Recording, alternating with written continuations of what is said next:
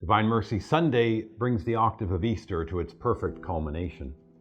On April 30, 2000, during the Great Jubilee, Pope St. John Paul II canonized St. Faustina and established this Sunday as Divine Mercy Sunday, the final day of the Easter octave.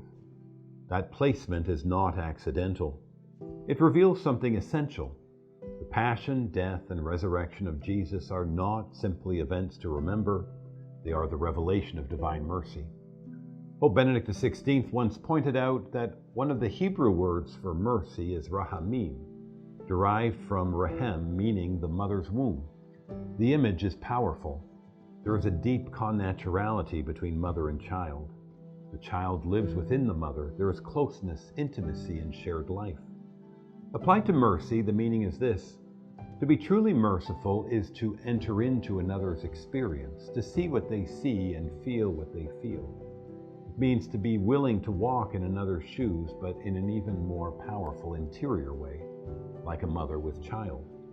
From this we can see three movements of mercy. First, to notice. Mercy begins by seeing the suffering or misery of another. Second, to have the heart stirred. The Latin word misericordia means a heart for the miserable. It is not enough to see suffering, the heart must be moved, drawn into the experience of the other. Third, to act. Once the heart is united, once we have entered inside the other person's plight, we are in a position to help. Sometimes this means prayer, presence, or solidarity. At other times it calls for concrete action, feeding the hungry, clothing the naked, visiting the imprisoned.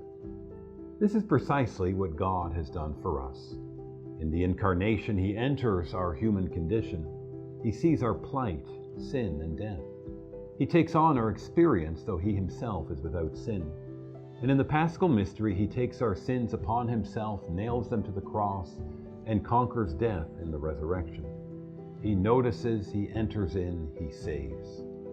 And this mercy continues even after the resurrection. In the Gospel, Jesus meets Thomas in his doubt. He invites him to touch his wounds.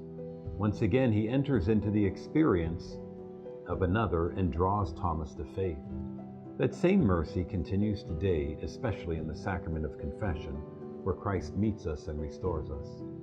And so on this Divine Mercy Sunday, we rejoice in the manifestation of His mercy, and we embrace the call to live His mercy, to notice, to allow our hearts to be moved, and to act.